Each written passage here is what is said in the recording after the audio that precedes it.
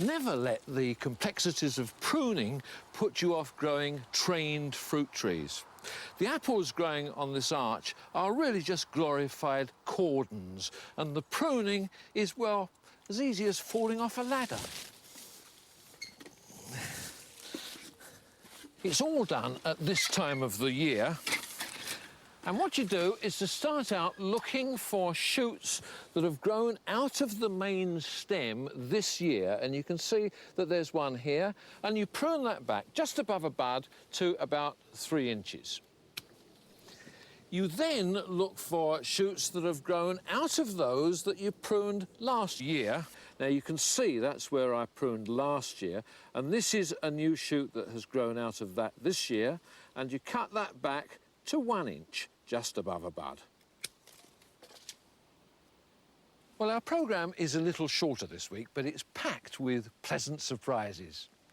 We enter the mysterious world of vegetable showing when Medwyn Williams gives us his guide to growing some gentle giants.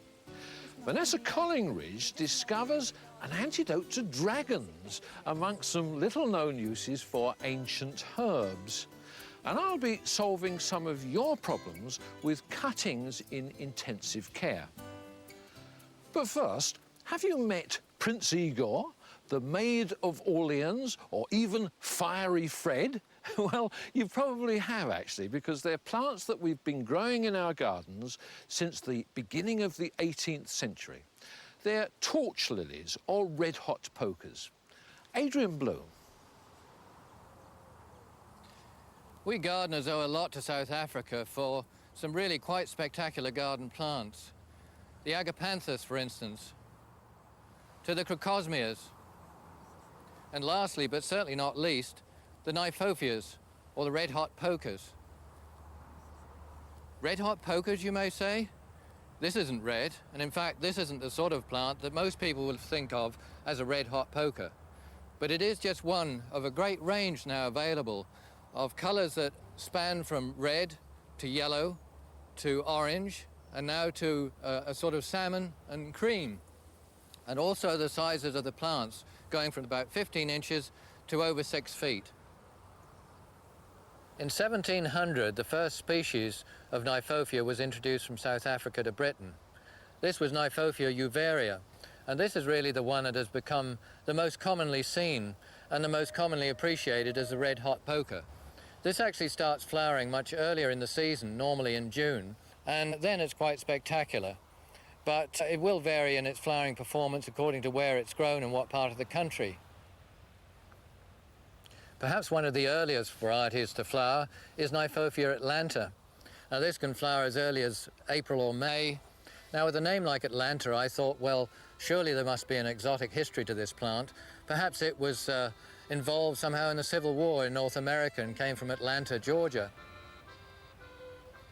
But no, the truth is actually somewhat more mundane. Good a variety though it is, it was actually discovered growing in a garden in the Atlanta Hotel in Tintagel, Cornwall.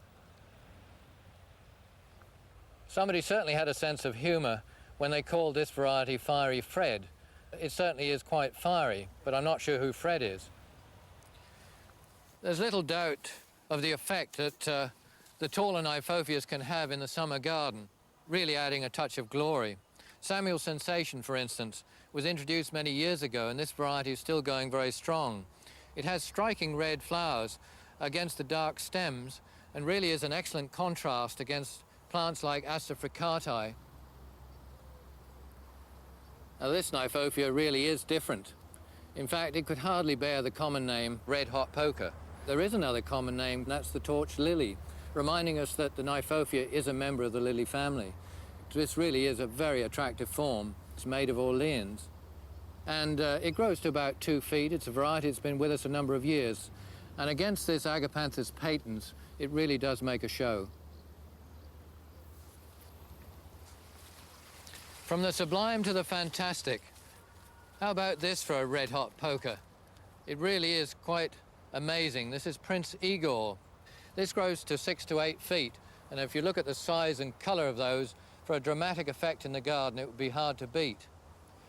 This may be at the top end of the scale, but at the bottom end of the scale, is an earlier flowering species, and that only grows to about 15 inches, and that's called Kniphofia hirsuta.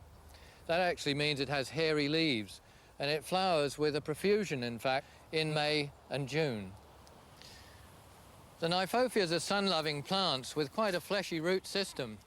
And although one would think that they like a really dry soil, in fact, they like to have a little bit of moisture during the summertime, so a good fertile soil helps. They are quite hardy plants, so I think it does help to protect some of them through their first winter at least. But as far as planting is concerned, well, in containers you can plant them out during most of the year unless it's very wet or cold. And any of the plants that you have in the garden or you might be wanting to swap with one of your neighbours, actually the best time then is divide and split them in late spring and water them in well in the normal way, and they'll be away too. Doesn't even make it sound easy. Which is more than you can say, I'm afraid, for some advice that I've been giving about cuttings, because I've had a few letters about problems.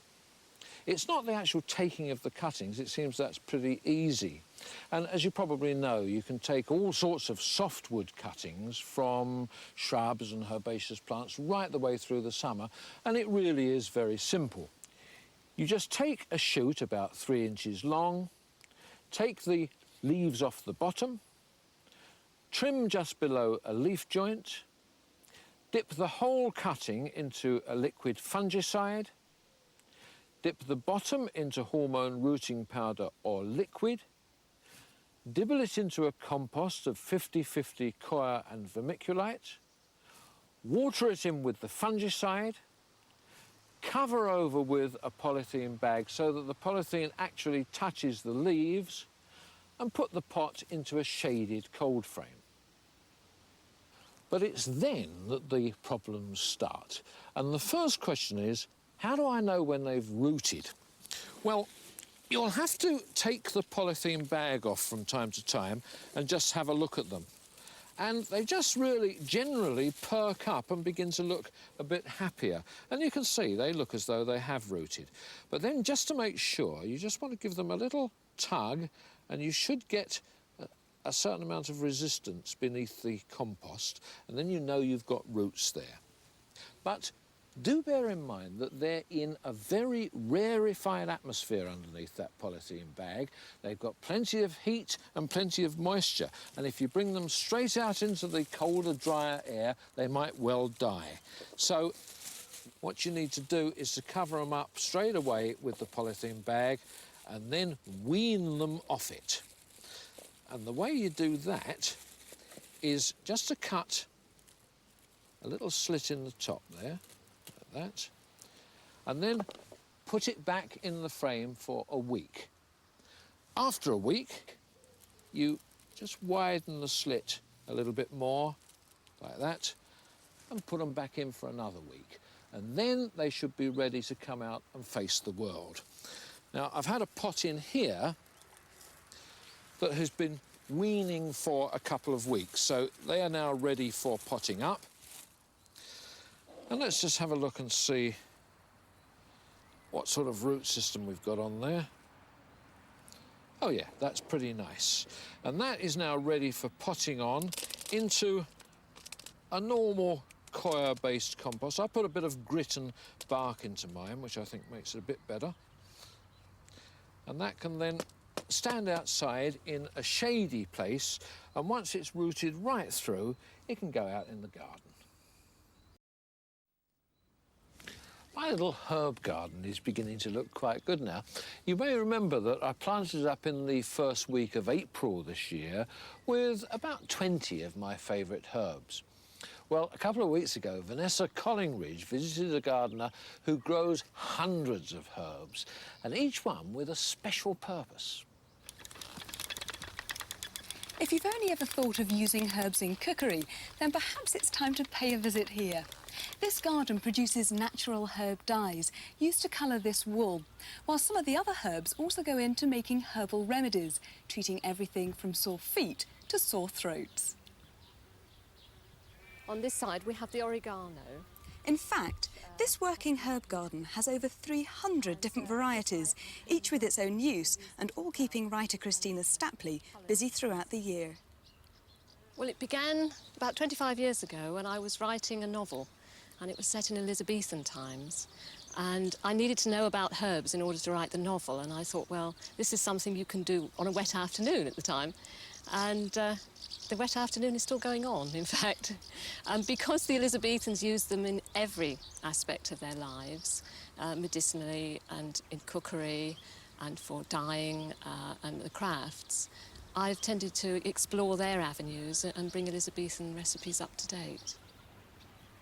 The herb garden is divided into 9 different sections, each having a specific purpose.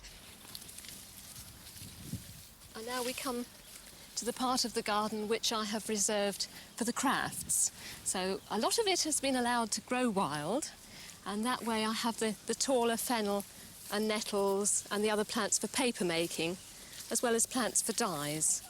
And so we have weld and woad and madder and alkanet of the old dyes, and then the newer dyer's chamomile, which gives you rather a beautiful colour if you use chrome as a mordant. You have to work with a fixing agent of some description, do you?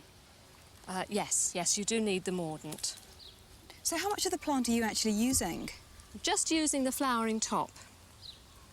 And then this would go straight onto the stove and be boiled for how many hours? About an hour. And another herb that I definitely wouldn't be without is weld. And this is an ancient herb, and it has been used as a dye, both commercially and a cottage industry sort of application. And that gives me a yellow and a green, a beautiful green. Now, looking around this part of the garden, there are a few plants that I wouldn't necessarily call herbs. How do you define a herb? For me, it is a plant which I grow specifically for use. Therefore, either as a dye or in a fragrance sachet, or for making paper like the nettles, spinning the fibres, any of those things. The real function of a herb is to be harvested, and if you don't harvest them, then they tend to be straggly or spread about the garden.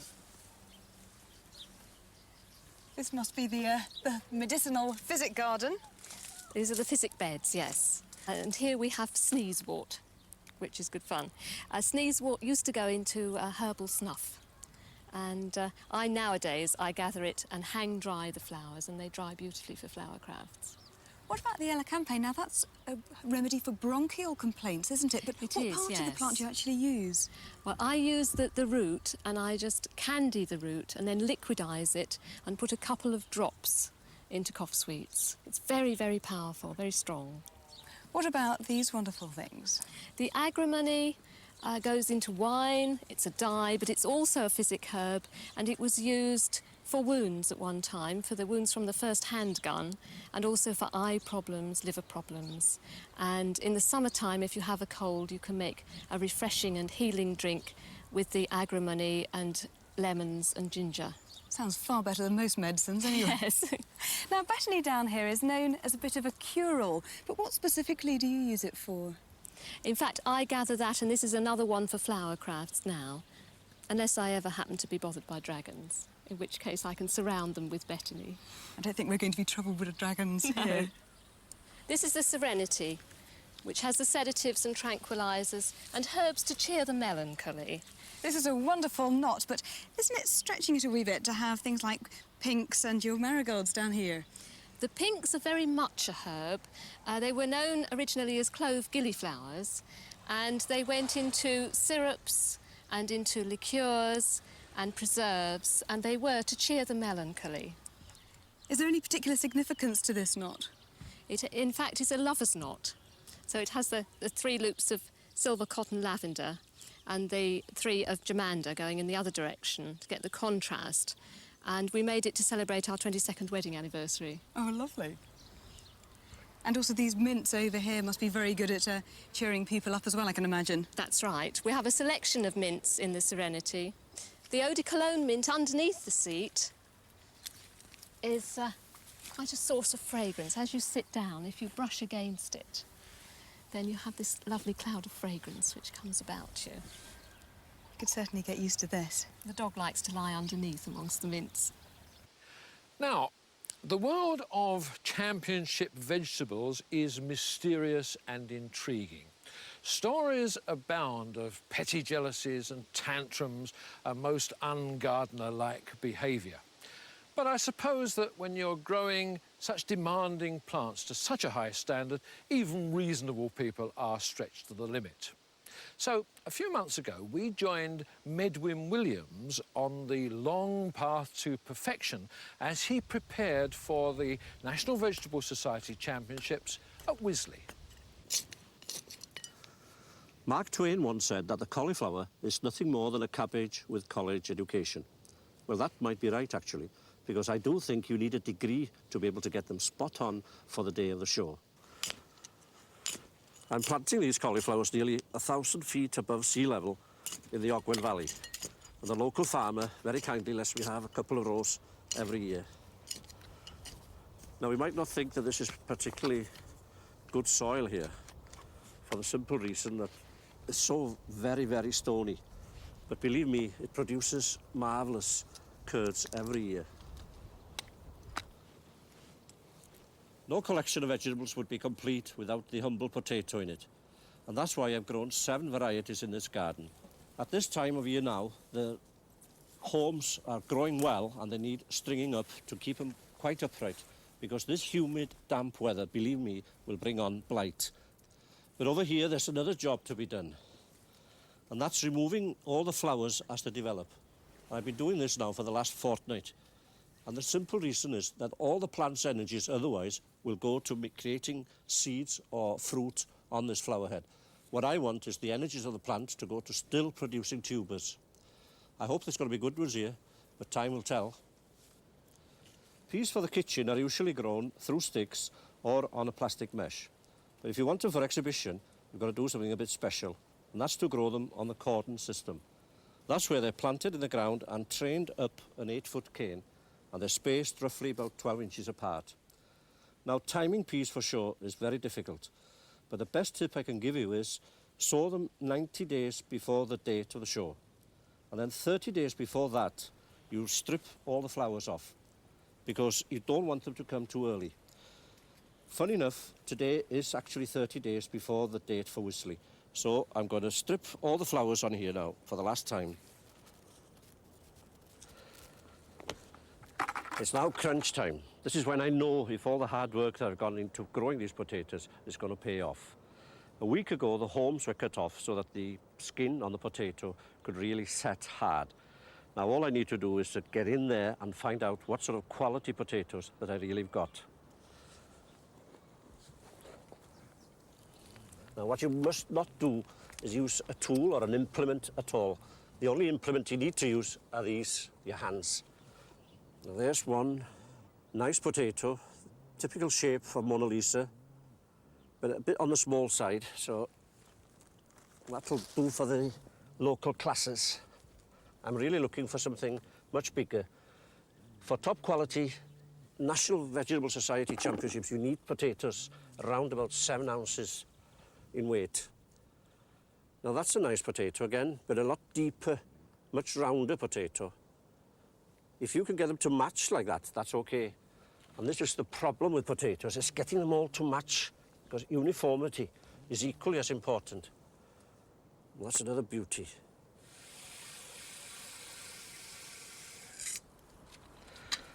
Well then, let's see if that goes down. Turn it round. Come on.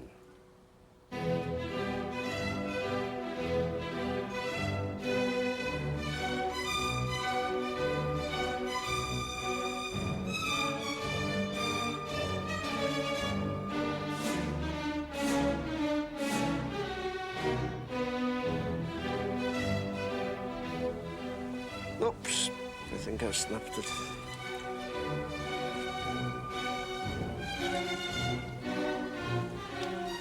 Yes, sir, this looks very promising. Wow. Hey, 6 like that will do me fine for Wisley.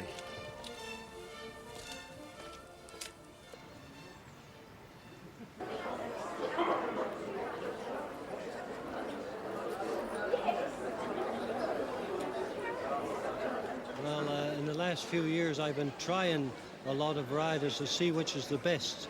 So this year I thought, oh, well, I'll put them all in and see how they go. And I put in 40 varieties and I brought 40 here today.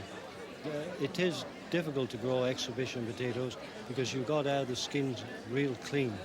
And that's the number one thing to start with. If you can get the cleanness, then you can work on the shape and the size and the uniformity and the shallow eyes. This is my 6th win of this title of UK champion with runner beans. They're all sown in pots. None of the seed is sown in the open ground. They're nurtured in the greenhouse in heat to start off with, and then they put out in a nice, quiet, warm spell. It hasn't been the best of seasons, but I've done my best to get this dish of beans here. And I would say this is the best 18 beans I've ever put out in my life, and I've been growing beans for 30 years.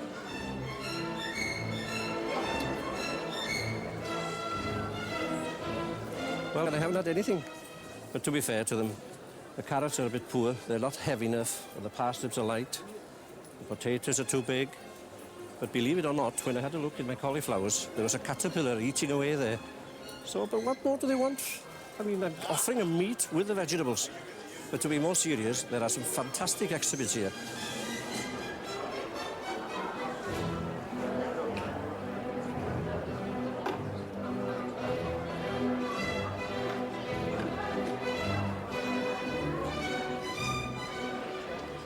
The wonderful thing about growing vegetables for competition is the fact that you can win all of them all of the time. But beware, next year I'll be back. Well, it's a funny old business, isn't it? Goodbye.